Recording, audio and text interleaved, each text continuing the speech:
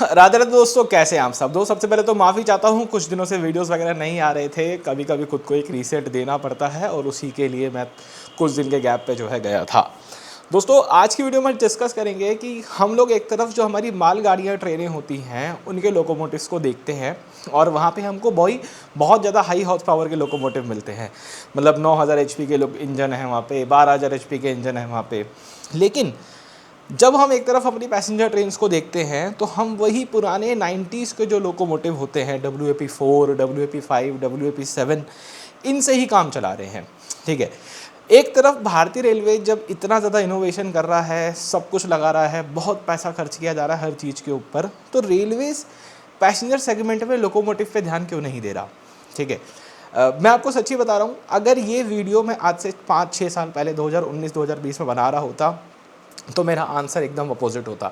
लेकिन आज मेरा आंसर एकदम अलग है डिस्कस करने के लिए। दोस्तों इस चीज़ को समझने के लिए हमको सबसे पहले हमारी जो मालगाड़ियाँ होती है, फ्रेट ट्रेन्स होती हैं, इसकी मूवमेंट को समझना पड़ेगा। देखिए, जो हमारी मालगाड़ियाँ होती है ना, वो ज़्यादातर यार्ड टू यार्ड चलती हैं।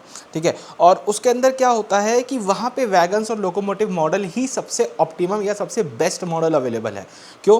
क्योंकि मालगाड़ियों के अंदर 3 पैरामीटर बहुत इंपॉर्टेंट होते हैं, उसकी लेंथ, उसका वेट और उसका ट्रैवल डिस्टेंस।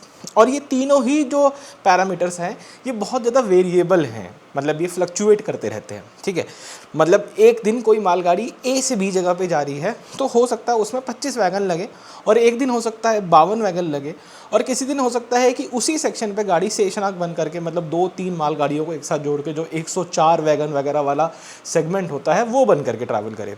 तो ये एक इशू रहता है। अब क्योंकि लेंथ एंड वेट ऊपर नीचे जाएंगे तो लोकोमोटिव की रिक्वायरमेंट ऊपर अलग अलग होगी। ठीक है, मतलब कभी हो सकता है कि एक 6000 HP का इंजन उसको लेकर के चला जाए, कभी हो सकता है कि हमको 12000 HP के इंजन लगाने पड़े, तो हमें मल्टीपल यहाँ पे फॉर्म्स यहाँ पे चाहिए। लेकिन जो हमारा पैसेंजर सेगमेंट है उसके अंदर ये चीज़ें फिक्स्ड हैं। मतलब कि ये कि एक ट्रेन है, मान लीजिए दिल्ली मुंबई की ट्रेन है, दिल्ली कलकत्ता जाने की ट्रेन है, दिल्ली बिहार जाने की ट्रेन है, बहुत सारी अलग अलग कोई भी डेस्टिनेशन की आप गाड़ी ले लीजिए, इनका जो तीनों चीज़ें हैं, लेंथ, वेट और ट्रैवल, ये तीनों फिक्स्ड है। ठीक है, मतलब कोई भी एक सेक्शन ले लेते हैं, दिल्ली कलकत्ता ले लेते हैं, और वहाँ पे मान लीजिए राजधानी है तो वो 22 कोच की रोज जाएगी। ठीक है, उसका वेट भी लगभग सेम ही रहेगा। ठीक है, और ट्रैवल डिस्टेंस भी लगभग सेम ही रहेगा। तो जो लोकोमोटिव रिक्वायरमेंट है उसको हम कहीं ना कहीं प्री असेस्ट कर सकते हैं। ठीक है, कितने HP का इसमें इंजन चाहिए। यही चीज़ को ध्यान में रखते हुए भारतीय रेलवे क्या कर रहा है कि अपने आप को लोकोमोटिव से ट्रेन सेट की तरफ शिफ्ट कर रहा है फॉर पैसेंजर सेगमेंट। ये होना शुरू हो चुका है। हमने वंदे भारत ट्रेनें देख ली, पैसेंजर वो ट्रेन सेट गाड़ियाँ हैं, सब जगह आनी स्टार्ट हो गई हैं।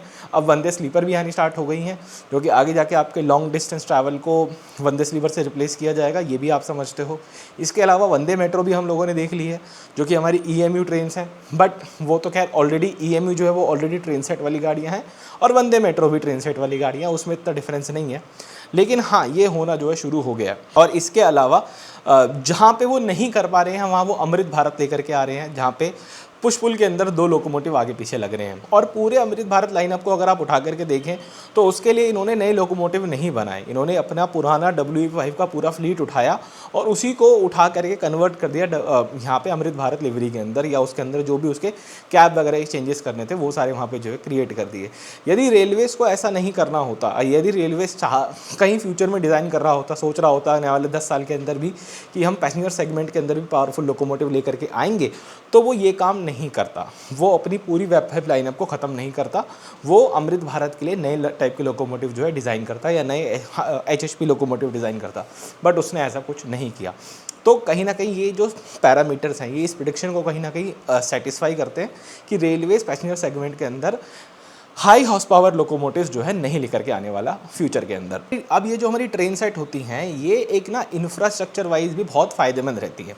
जैसे कि मान लीजिए अगर हम पैसेंजर सेगमेंट जो हमारा अभी चलता है, जिसमें हम लोकोमोटिव्स अलग और वैगन्स को अलग रखते हैं, मतलब कोचेस को अलग रखते हैं, तो इन दोनों की जो मेंटेनेंस होती है उसके इंफ्रास्ट्रक्चर को भी आपको जो है अलग अलग डेवलप करना पड़ता है। मतलब जो आपके लोकोमोटिव्स हैं वो अलग जगह मेंटेन होते हैं, ELS वगैरह में या फिर शेड्स वगैरह में मेंटेन हो रहे होते हैं। कोचेस के लिए आप अलग से CDS बनाते हैं, जहाँ पे कोचिंग केयर डिपो आपका बनता है, वहाँ पे वो मेंटेन होते हैं।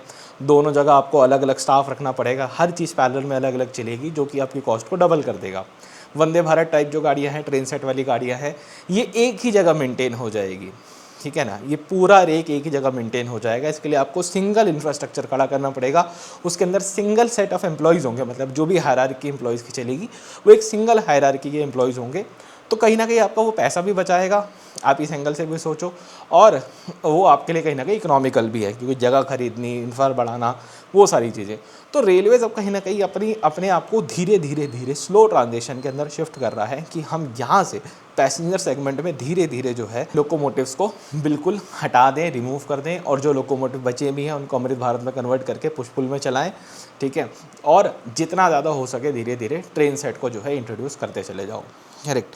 यदि आपको इन सब पूरी एक्सप्लेनेशन के अलावा कोई और फैक्टर लगता है जो इस चीज़ को कहीं ना कहीं सेटिस्फाई करता है, या कोई ऐसा फैक्टर आपको लगता है कि नई लोकोमोटिव हॉल ट्रेनें नहीं जाने वाली, ठीक है, रेलवे लेकर के आएगा नए लोकोमोटिव, तो प्लीज़ आप वो कमेंट्स में मुझे ज़रूर से बताइएगा।